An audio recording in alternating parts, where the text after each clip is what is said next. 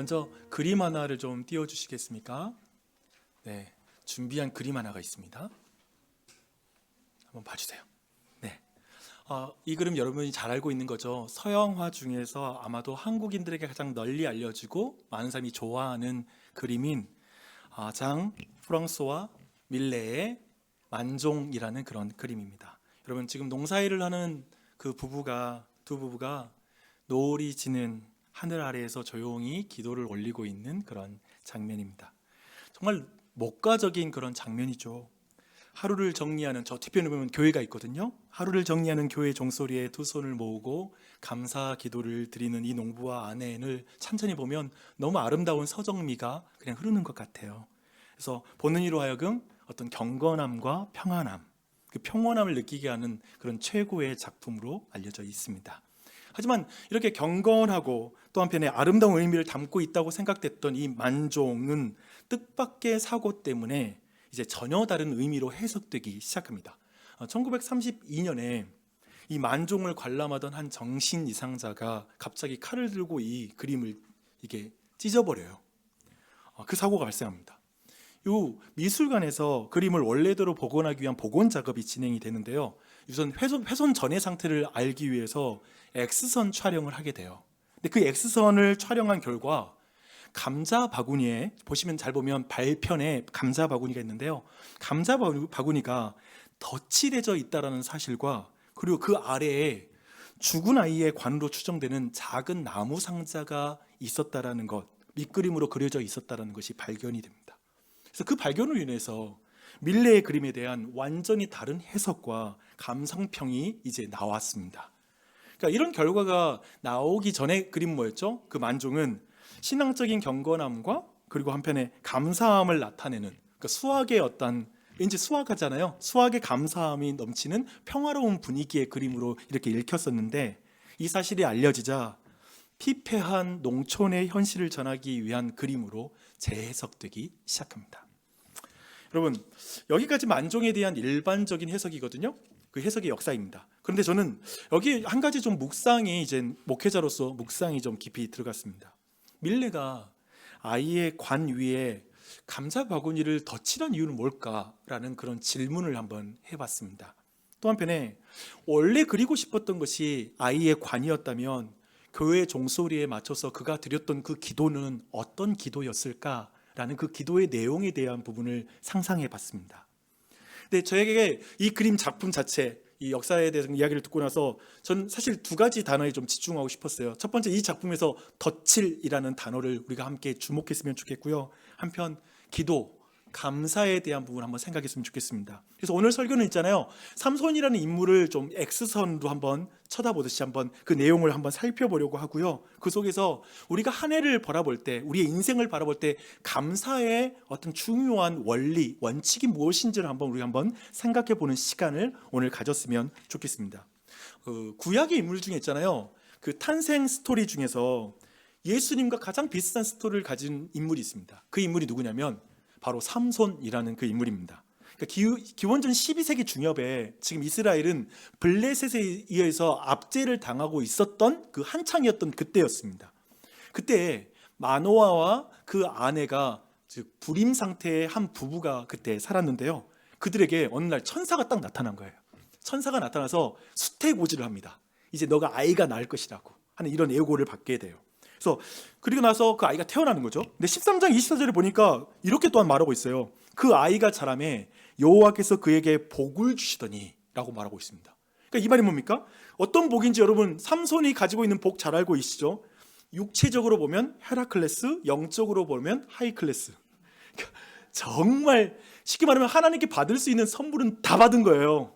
외모, 건강, 여기다 또 지적인 것도 굉장히 뛰어난 부분도 있거든요. 굉장히 많은 걸 받았어요. 오늘 1절부터 3절을 보면 사실 저는 이제 그 1절부터 3절 내용만 오늘 살펴볼 건데요. 이 1절부터 3절의 내용은 사실 저는 두 가지가 보이더라고요. 하나는 삼손의 내리막길이 여기에 나오고요. 또 한 가지는 삼손의 오르막길이 여기에 나오고 있는 것을 보게 됩니다. 먼저 삼손이 먼저 내리막길을 걸어요. 16장 1절 제가 읽어드릴게요. 삼손이 가사에 가서 거기서 한 기생을 보고 그에게 들어갔더니 라고 말합니다. 지금 삼손은 있잖아요, 블레셋, 즉 자신들을 압제하고 있는 그 블레셋이라는 그 나라의 상징적인 도시에 지금 들어가고 있습니다. 근데 적의 심장부에 가자마자 그가 한 게 뭐냐면 기생을 보고 들어갔다라는 표현입니다. 이 말은 성적인 관계를 가지러 들어갔다라는 이런 표현이에요. 그러니까 그 사자가 하는 일이 이거예요. 내려가서 여자를 보고 잠자리를 취했다는 것이죠. 삼손의 이런 성적인 방종은 일시적인 일탈이 아니라 좀 반복적 성향이었던 것 같아요. 즉 오늘날 우리가 굳이 말하자면 약간 성중독을 가진 그런 중독에 걸린 사람이라고 볼 수 있을 것 같습니다. 그래서 이 장면이 뭐냐면 삼손이 지금 하나님을 향하여 상승하는 것이 아니라 지금 자신의 욕망을 향하여 하강하고 있다, 내려가고 있다라고 이 전체 그림을 여러분 읽으면 됩니다. 근데 여기까지 보고 나서 이제 2절부터는 뭐가 나오냐면 사실상 오르막길이 나옵니다. 이제 삼손의 오르막길인데요. 여러분 가사 정부가 이제 삼손이 왔잖아요. 그러니까 그들의 대응이 이제 나오고 있어요. 그러니까 그 블레셋에 있어서 삼손은 골칫거리죠. 골칫거리. 특별히 이스라엘의 사자라는 별명을 가지고 있잖아요. 이스라엘 사자. 근데 그 삼손이 지금 자신들의 큰 우리 안으로 제발로 걸어 들어온 상황이 된 거예요. 그러니까 그들은 이제 사냥을 준비하는 거죠. 이 사자를 잡자고. 그렇게 그래서 그 집, 그가 머물고 있는 집을 둘러서 이제 포위하고 있고 또 성문 자체에다가 군대를 주둔시킴으로 말미암아 꽉 틀어막고 있는 것이죠. 그런데 삼손은 있잖아요. 그들의 허리를 완전히 찔러버립니다. 한밤중에 포위망을 벗어났을 뿐만 아니라 성문 문짝과 그 두 기둥 그리고 빗장을 뽑아서 두 어깨에 메고 어디까지 가냐면 헤브론 앞산까지 갔다라고 이렇게 성경은 말하고 있습니다. 여러분 지금 이 성문과 관련된 모든 물품들을 지금 짊어지고 갔다라는 것이 어떤 의미인지 제가 좀 알려드릴게요. 당시에 있잖아요. 그 당시 고대 근동에 성문은 원래 굉장히 많은 기능을 가지고 있는 곳이었어요. 왜냐하면 먼저는 안보의 심장이죠. 그렇죠? 그 성문이 얼마나 튼튼하냐, 거기를 잘 관리하는 게 성의 안전이 달려있다는 측면에서 지금 거기에는 국방부가 위치하고 있는 거예요. 또 한편에 통행세를 부과하고 있잖아요. 거기에 오가는 사람한테. 그런 의미에서 그곳은 지금 관세청 거기에 위치하고 있고요. 또 한편에 성문 자체는 뭐가 있냐면 거기서 항상 법정이 거기에서 벌어져요. 법원이 거기 안에 있고 시청이 거기에 있고 광장의 역할을 했던 게 바로 이 성문입니다. 그렇다면 성문을 잃어버렸다는 것 자체가 뭐냐면 도시가 함락됐다는 말이에요. 굉장히 수치스러운 일이에요. 그렇죠? 그래서 성문을 옮겼다라는 이 말 자체가 하는 말은 뭐냐면 행정수도 이전과 비교할 수 없는 일이지. 지금 이거 다 옮긴 거예요. 엄청난 그 일이었습니다. 근데 삼손이 놀랍게도 그 무거운 것을 도보로 약 60에서 65km가 떨어진 즉 그 거리 헤브론 앞산까지 옮겼다라고 이렇게 말하고 있는 것이죠. 근데 그 길이 있잖아요. 단지 평지에서 그 무거운 거 들고 가면 그래 어떻게 평지에서 들고 올라갈 만 했겠지라고 생각할지 모르지만 지금 이 가사라는 지역이 오늘날 가자 지구와 겹치는 지역이거든요. 즉 해변이에요. 그러니까 그 고도 자체가 거의 이제 10m 어쩌면 그 정도 위치라고 생각할 수 있다면 지금 헤브론 땅이 고도 1000m거든요. 그러니까 그는 계속 그 무거운 것을 들고 계속해서 오르막길을 걸어서 그가 올라가고 있다라고 이렇게 우리는 이해할 수가 있습니다.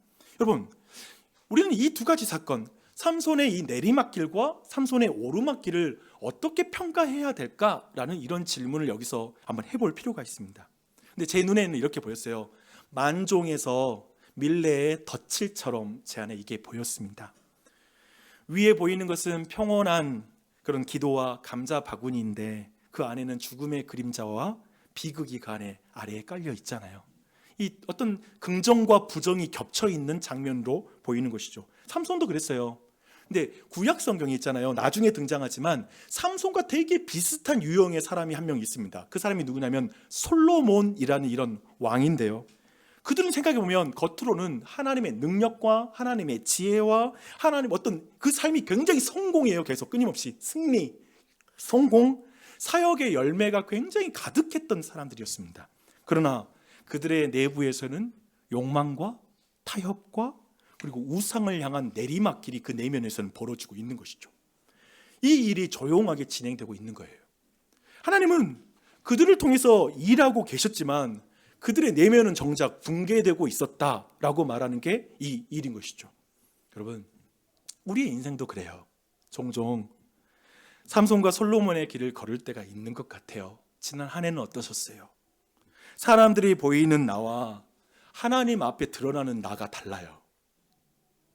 우리는 치열하게 성공과 성취로 우리의 어떤 피로, 그리고 죄책감, 갈등, 상실을 막 덧칠하면서 노력하는 게 우리의 인생인 것 같아요.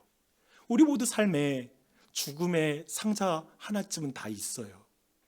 우리의 절망과 상처라는 게 있어요. 근데 우리는 그것을 덧칠하고 있는 것이죠. 사람들의 눈을 속일 수 있는 것 같아요. 때로는. 그리고 우리가 되게 기만적이잖아요. 내 자신을 속일 때도 있어요.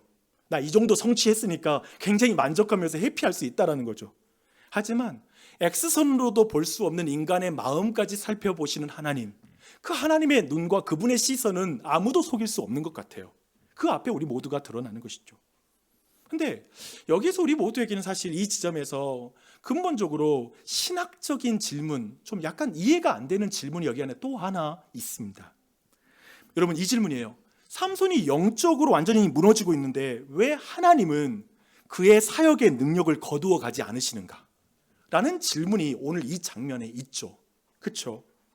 우리는 그런 경험이 있으시잖아요. 수많은 스캔들을 너무나 세상에서 상상할 수 없는 스캔들을 일으킨 영적인 지도자를 보면서 여러분들 이런 질문을 한 적이 없으십니까?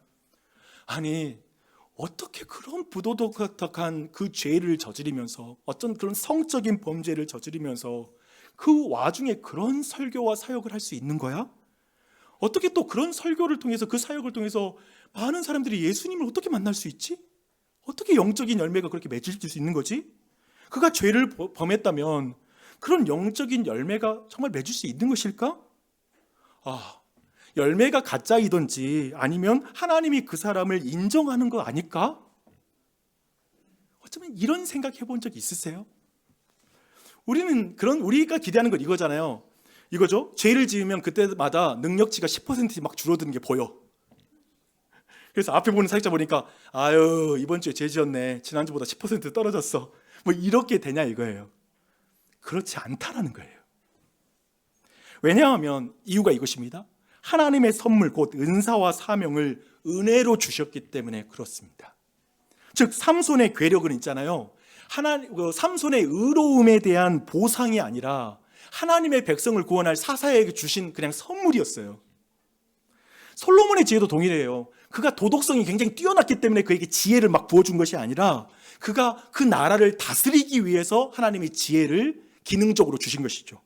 그렇기 때문에 우리 모두가 삼손이 지금 성문을 문짝을 다 떼가지고 헤브론으로 막 올라가는 장면을 보면서 아유, 하나님께서 그 성적인 방종을 그냥 승인해 준 거야, 그냥 눈 감아 준 거야 라고 이렇게 해석할 수가 없다라는 것이죠. 삼손을 인정한다는 말도 아닙니다. 이런 놀라운 승리 앞에서 삼손 인정했으니까 승리했겠지, 이런 논리가 아닌 것이죠. 여러분, 그런 의미에서 착각하면 안 됩니다. 능력이 건강의 증거가 아닙니다. 열매가 영성을 보증하는 것도 아닙니다. 성공이 하나님의 승인 도장도 아니라는 거예요. 이걸 굉장히 주의해서 봐야 됩니다. 주 안에 사랑하는 여러분, 그런 생각이 들었어요. 이 장면 보면서 우리의 인생에도 내리막길과 오르막길이 다 덧칠해 있는 것 같아요. 삼손이 우리랑 별로 안 달라요. 여러분, 이 한 해 보내면서 솔직하게 여러분의 내면에 삼손이 있잖아요. 그리고 또 한편에 일상적인 삶, 직장 생활, 여러 가지 재정적인 게 좀 더 넉넉해진 경우도 있을 수 있잖아요. 삼손은 영적으로 하강할 때 육체적으로 여전히 강함의 절정을 달리고 있는 거예요. 신기하죠? 그러고 있어요. 솔로몬은 어떤지 아세요? 그 시작은 지혜의 정점이었어요. 지혜가 가장 최고치였어요. 근데 그의 끝은 뭐냐면 우상의 골짜기였어요. 그런데도 솔로몬이 살아가는 내내 그의 왕권과 지혜와 명성은 세상에서 전혀 떨어지지 않았어요. 핵심은 이것입니다. 우리 인간의 영적 상태는, 우리 모두의 인생의 상태는 단색이 아니라는 것입니다. 상승과 하강이 동시에 덧칠된 것이 우리의 인생이고 우리의 신앙인 것 같습니다. 인생에서는 있잖아요, 빛과 어둠이 한 캔버스 안에 있습니다. 겉은 성공이지만 속이 붕괴일 수 있고요. 그래서 자주 어쩌면 한 해를 돌아볼 때 우리 모두는 힘써서 어쩌면 우리 모두에게 이렇게 질문해야 될 것 같아요. 나는 지금 무엇 위에 감자 바구니를 덧칠하고 있는가? 저는 우리의 인생이 죽음이라는 나무 상자, 저마다의 고통의 상자, 고통의 또한 실수의 상자, 연약함의 상자라는 게 다 우리의 인생의 밑그림이라는 생각이 듭니다.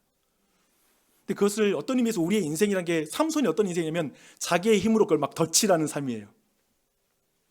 막 죄인이 아닌 것처럼 막 덧칠해요. 평온한 척해요. 여전히 강해 보여요. 내가 덧칠하는 인생의 정말 대표가 삼손인 것 같습니다. 그러나 있잖아요, 이제 큰 중요한 넘어가는데요, 성경은 있잖아요, 하나님이 덧칠하는 인생이 나옵니다. 하나님이 덧칠하는 인생. 겉으로 보기에는 있잖아요, 그 삶이 완전히 무너지고 있고 인생의 내리막길 가운데 굴러떨어져서 나락에 떨어진 그런 인생처럼 보이는데, 하나님 앞에서는 오히려 상승하고 있는 인생이 성경에는 나타나고 있는 것이죠. 근데 사도 바울이 이런 고백을 했어요. 그러므로 우리가 낙심하지 아니하노니 우리의 겉사람은 후패하나 우리의 속사람은 날로 새로워지는도다 라고 이렇게 말하고 있습니다. 여러분, 제가 이것을 한번 구약의 중요한 인물 솔로몬의 아버지인 다윗을 예로 한번 들어보고 싶습니다. 다윗의 인생의 후반부 있잖아요, 그 후반부는 정말 인간의 눈으로 보면 정말 비참합니다. 완전히 내리막입니다. 완전히 나락에 떨어지는 게 다윗의 인생이었습니다. 밧세바를 그가 범한 이후부터 그 가정에는 끔찍한 일들이 계속됩니다. 장자 암논이 이복 누이를 성폭행합니다. 그리고 그 이복 누이의 오빠가 결국 암논을 살해하죠. 상상할 수 있으세요? 그런 일이 그 집안 안에 일어납니다. 결국 그 아까 말했던 그 압살롬이 아버지를 향해서 쿠데타를 일으키게 되고, 다윗은 왕궁에서 도망치는 수모를 나이가 늙어서 그 일을 당하게 됩니다. 그리고 그 압살롬이란 이놈은 아버지의 첩들과 대낮에 잠자리를 취하는 이런 일까지 벌이게 됩니다. 상상이 됩니까? 완전 나락이죠. 다윗은 정신없이, 성경의 표현에 따르면 거의 버선발로, 정말 신발도 챙기지 못할 정도로 그가 도망을 칩니다. 그는 더 이상 승리의 왕이 아니라 철저히 패배한 패배자로서 그 길을 걸어가고 있는 것이죠. 나라는 흔들리고, 그렇게 인생 모든 걸 걸었던 나라는 흔들리고 있고, 가정은 완전히 찢겨 버렸고, 그의 몸은 늙어만 가고 있고, 또 한편에 그 마음은 어떻겠어요? 갈갈이 찢겨지고 산산조각난 마음을 가졌겠죠. 그러니까 사람들이 보기에 다윗의 이 말년은 완전히 내리막길 중에 내리막길, 그 바닥 가운데 완전히 내 농댕이 쳐졌다라고 말하는 게 다윗의 삶이었습니다. 그런데 있잖아요, 하나님의 눈으로 보면 그의 인생은 오히려 저는 이때가 상승이었다라고 믿는 것입니다. 그는 놀랍게 어떻게 한 줄 아세요? 자기의 죄를 덮지 않아요. 그러니까 우리 같으면 그 죄를 내가 덧칠해가지고 막 가릴 텐데, 아니야, 나 이렇게 이 나라를 잘 통치했으니까 뭐 이 정도 눈 감아줘야지, 막 내가 나를 주장하면서 덧칠할 것 같은데, 다윗은 덧칠을 하지 않아요. 변명하지 않아요. 자기가 죽어도 합당한 자라고 여기는 거예요. 나는 정말 이 죄는 죽어도 합당한 죄라고, 내 삶의 이 나무 상자에 내가 들어가야 된다라고 그가 고백하는 것이죠. 나단 선지자의 그 죄의 책망 앞에서 내가 여호와께 죄를 범하였나이다 라고 이렇게 말하고 무너져 엎드렸습니다. 놀랍게도 다윗은 있잖아요, 그 이후에 일어나는 수없이 많은 그 징계 있잖아요, 비참한 가정사의 상황 속에서도 그는 하나님의 선하심을 한 번도 놓치지 않는 게 놀라운 특징이에요. 압살롬의 반역에서조차도 혹 하나님이 나를 위하여 선을 베푸실까 하노라. 뭐냐면, 하나님 이전에 내 자식 데려가고 또 이런 고난 줬으면 그만 좀 하시지, 또 이런 고난 주세요 라고 막 이러지 않아요. 또 자기의 상자를 막 덧칠하지 않아요. 그냥 하나님 이런 일을 내가 당하는 거 내가 충분히 저 인정해요. 근데 하나님 좀 제게 선을 베풀어 주시면 좋겠어요 라고 이렇게 말하는 자가 되는 것이죠. 그는 실패 속에서도 하나님께 매달렸고요, 눈물 속에서도 더 진실하게 하나님을 붙드는 것이죠. 그래서 사람들이 보기에 진짜, 역시 우리 솔직히 말하면 다윗 이거 완전 몰락한 인생 아닙니까? 사람들이 볼 때는 몰락이지만 하나님이 보실 때에는 그가 정직과 회개의 길을 걷는 그 오르막길을 걷고 있는 사람이다라고 우리는 충분히 평가할 수가 있는 것이죠. 저는 이것이 인생의 역설인 것 같아요. 우리의 어떤 삶의 역설인 것 같습니다. 겉으로는 약해지고 초라해지고 실패하는 것처럼 보이지만 하나님 앞에서는 더 깊어지고 성숙해지고 하나님께 가까워지는 것. 사람들에게는 인생이 기울어지는 것처럼 보지만 하나님의 저울에서는 내가 정말 무거워지는 것. 소중이라는 거에서 중은 무게잖아요. 주님께 더욱더 소중해지는 존재가 되는 것. 눈물의 골짜기를 통과하면서 하나님을 더 신뢰하게 되고 그 상실 속에서 하나님의 은혜가 더 또렷하게 보이는 이상한 일이, 그런 시야가 열리는 것. 겉사람은 내리막길을 걷지만 속사람은 날로 새롭게 되는 그 은혜를 경험하는 것. 이것이 바로 복음이 주는 신비, 기독교가 말하는 신비라고 믿습니다. 그래서 우리는 인생을 한 가지 색깔로 말할 수가 없는 것 같아요. 덧칠된 상승도 있고요, 덧칠된 하강도 있는 것 같습니다.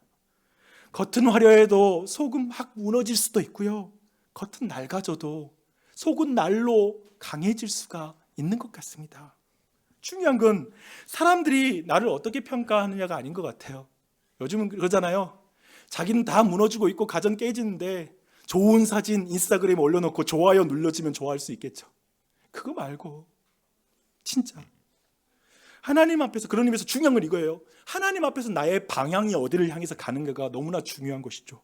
삼손과 솔로몬처럼 세상을 향해서는 상승하지만, 세상 사람 보기에는 상승하고 있지만 하나님 앞에서 하강하는 인생이 있어요.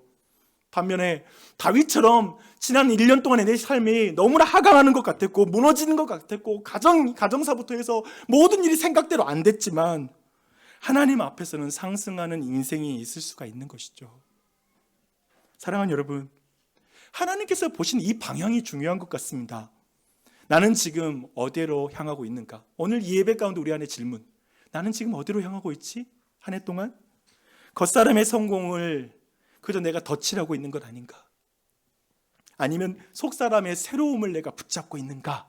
라는 이 질문 앞에 서는 것이죠. 이것이 오늘 우리 모두에게 주는 질문인 것 같습니다. 그래서 오늘 있잖아요, 사랑하는 여러분, 이런 관점으로 한번 지난 1년 혹은 여러분의 인생 한번 딱 돌아보시게요. 여러분에게 이렇게 질문하고 싶어요. 여러분의 감사가 어디에 덧칠하고 있습니까? 만약 여러분의 속사람이 무너지고 있는데도 여전히 그래도 신앙생활 대강 해도, 아니면 하나님과의 관계를 적당히 해도 그래도 올해 재정 상황은 좋아지고 있고, 그리고 내 건강은 전혀 이상이 없고, 사회적 지위도 도리어 나 승진했어, 사람들의 인정을 내가 너무나 받고 있고, 사역에 열매가 있으니까 그냥 그게 감사한 거야. 근데 그 감사는 어쩌면 감자 바구니로 아기의 관을 가려버린 만종의 덧칠과 비슷한 덧칠이 아닌가 싶어요. 또 한편에 오늘 한 해를 돌아보고 인생을 돌아볼 때 이렇게 느끼는 분도 있을 것 같아요. 올해는 목사님 너무 실패뿐이었어요. 건강도 너무 나빠졌고요, 관계도 너무나 깨어졌고요, 일도, 내 삶의 모든 것이 다 무너졌습니다. 하는 일마다 안 돼요. 하는 일마다 내 삶에 감사할 이유가 하나도 없는 것 같아요. 제발 제게 내 삶의 어두운 관을 가릴 좀 그 감자 바구니 하나 정도 있으면 좋겠어요. 없어서 덧칠을 못하겠네요. 솔직히 불평밖에 없고 지금 마무리하는데 너무나 내 안에 절망감밖에 가득합니다. 이렇게 말하는 분도 이 자리에 있을 수 있을 것 같아요. 그런 의미에서 오늘 본문의 렌즈를 통해서 보는 감사는 단순히 잘된 일에 대해서, 잘된 일을 세워보는 것이 감사가 아니라, 진짜 우리에게 감사는 참된 방향 속에서 고백하는 게 감사다라는 걸 여러분이 한번, 이 감사에 대한 새로운 기준을 한번 여러분 주목했으면 좋겠습니다. 내면이 붕괴되었는데 겉으로만 감사하는 것은 너무나 공허하고, 같은 초라해도 하나님께 더 가까워졌다면 그 방향 때문에 감사가 될 수 있는 게 우리의 인생이라는 것이죠. 이게 성경이 말하는 감사라는 것이죠. 주 안의 사랑 여러분, 그런 의미에서 저는 이렇게 생각이 들었어요. 우리 모두는 다 감사할 수 있어요. 오늘 설교 들으신 분들은 모두 감사할 수 있어요. 내면의 붕괴가 내 안에 있었던 것, 올 한 해 돌아볼 때 분명 나는 영적으로 완전히 다운 계속 영적으로 안 좋아졌지만 그냥 내 삶이 크게 깨어지지 않고 여기까지 지켜졌다라고 느끼시는 분이 계시다면 그분들은 이렇게 고백할 수 있을 것 같아요. 주님, 제 영적인 상태에도 불구하고 내 삶에 역사해 주셔서 감사합니다. 그러나 이 모든 내 삶의 평안과 성취 속에서 제가 안주하지 않게 해주세요. 속지 않게 해주세요.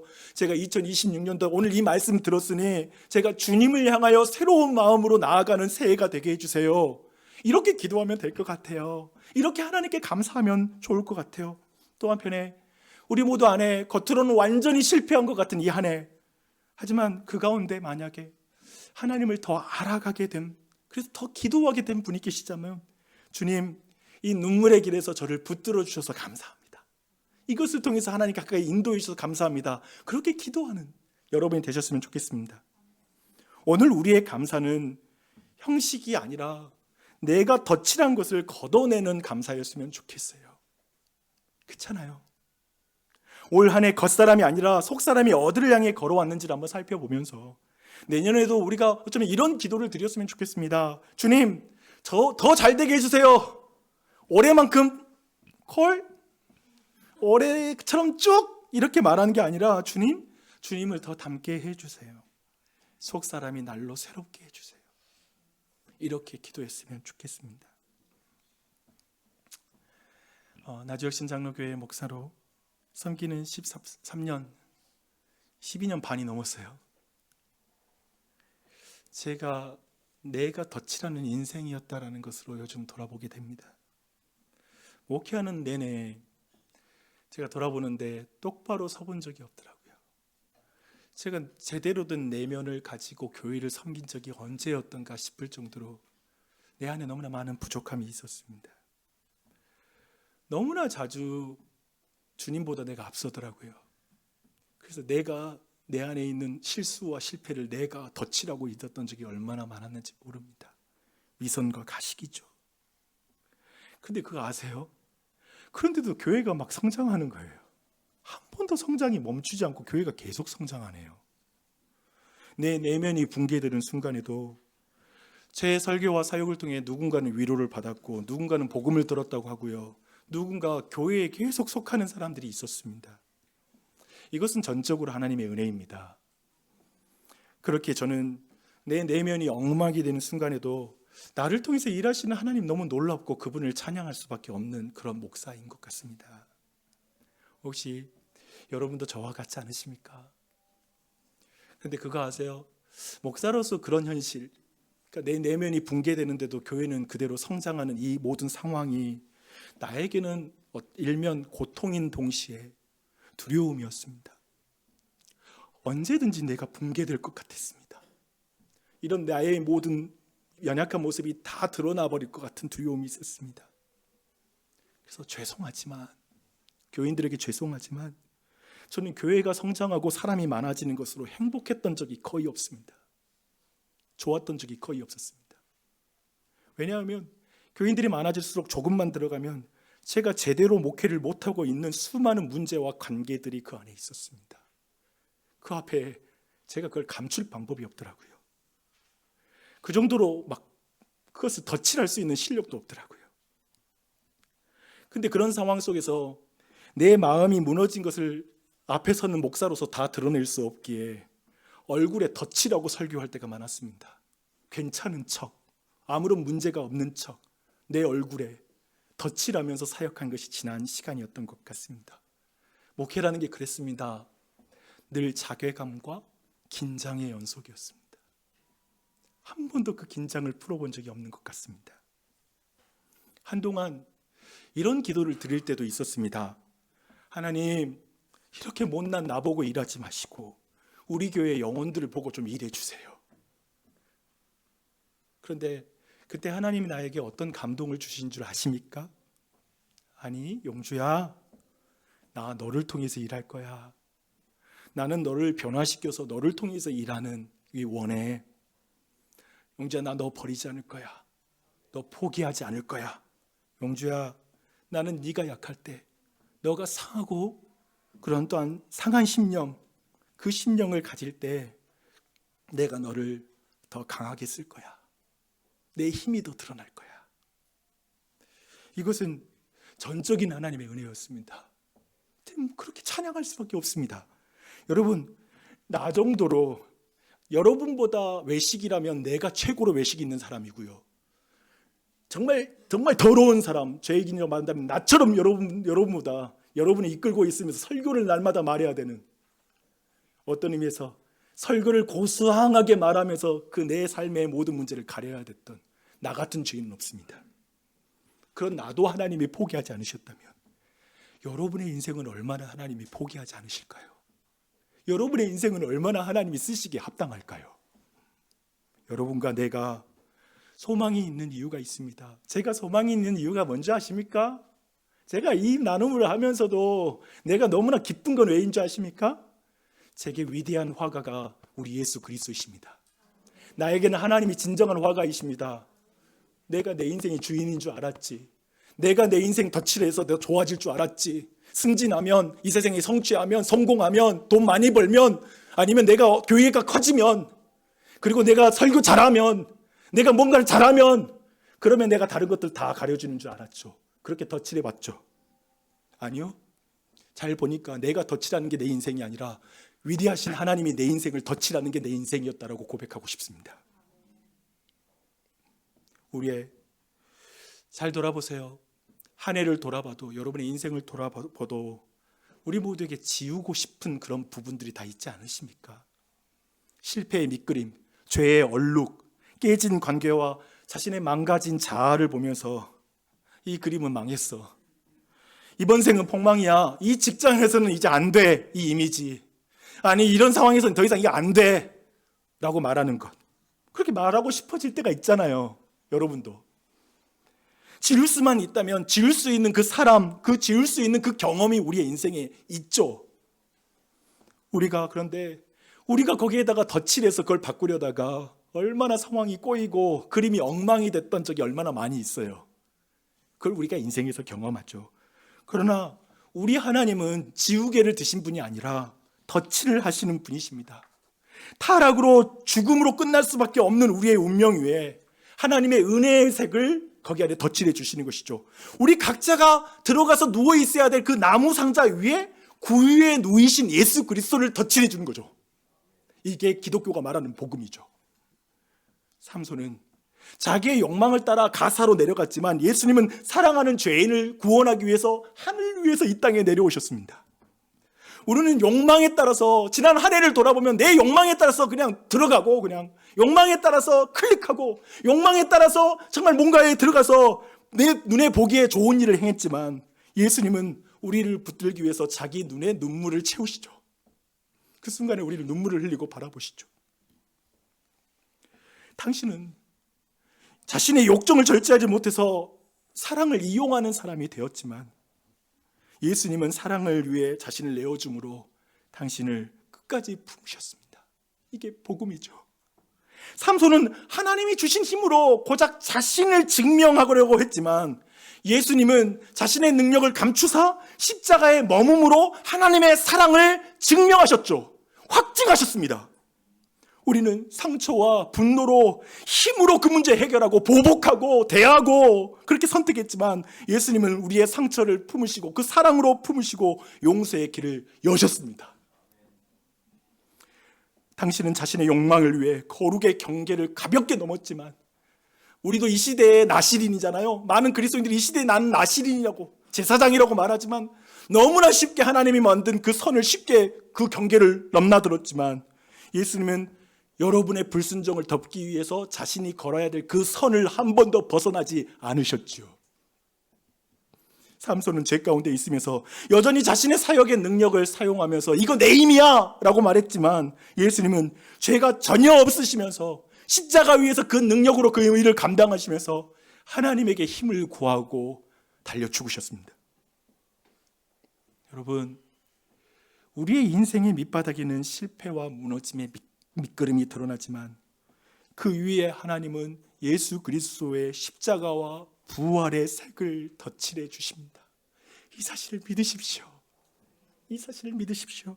그래서 우리의 인생이 삼손처럼 실패로 얼룩져 있을지라도 예수 그리스도의 덧칠된 은혜의 작품이 될 수 있다고, 그걸 믿는 거. 나는 그렇게 되었다라고. 박용진은 그렇게 되었습니다, 여러분. 저는 예수 그리스도로 말미암아 저는 하나님의 은혜의 작품이 되었습니다. 우리의 인생은 그렇게 위대한 하나님의 손에 붙들려 있습니다. 주 안에 사랑하는 여러분, 그런 것 같아요. 다시 한번 나누지만 우리 인생의 죽음의 상자, 약함의 상자, 실수, 좌절의 상자, 상처의 상자 없을 수 없어요. 반드시 있어요. 다만 내가 덧칠하는 인생이 될 것인가, 하나님이 덧칠하는 인생이 될 것인가, 그 두 가지만 있는 것 같습니다. 전 여러분에게 권면하고 싶습니다. 자신의 인생의 붓을 이제 여러분의 손에서 예수 그리스도에게 넘겨주십시오. 그게 바로 예수 그리스도를 영접하는 것입니다. 저는 여러분에게 권면하고 싶습니다. 당신의 인생을 왕이신 하나님께 내어드리십시오. 모든 실수, 좌절, 고통, 실패를 하나님의 손에 올려드리십시오. 여러분의 인생의 붓을 하나님의 손에 올려드리십시오. 이제 제2의 은혜가 임할 것이고요, 상시류의 소망이 덧칠해질 것이고요, 붕괴 위에 새로운 창조가 일어날 것입니다. 이게 성경이 말하는 하나님입니다. 성경에서 말하고 있는 약속의 하나님입니다. 그렇게 하래요. 그럼 내가 그렇게 일하겠대요. 약속하셨습니다. 그때 우리는 다른 차원의 감사를 할 수 있는 것 같습니다. 주님, 내가 원하는 대로 그림대로 다 돼서 감사해요가 아니라 그리 아니하실지라도 주님의 뜻이 이루어지이다, 그걸로 감사합니다. 저는 여러분이 위대한 화가이신 삼위일체 하나님과 함께 또 한편에 교회와 세상 속에서 깨어진 인생에게 복음의 색을 입혀주는, 덧칠해주는 하나님의 작은 예수가 되기를 축원합니다. 하나님의 작은 붓이 될 수 있어요, 우리가 이제. 그래서 나주혁신 장로교회가 그럴 수 있잖아요. 이번 크리스마스 때 1,000만 원 정도의 헌금을 해서 이 세상 깨어진 가정 너무 많은데 최소한 3가정에게 하나님의 은혜의 색깔을 잠깐 입혀줬잖아요. 그렇게 사는 거야. 교회는 그런 거에서 의미가 있는 거야.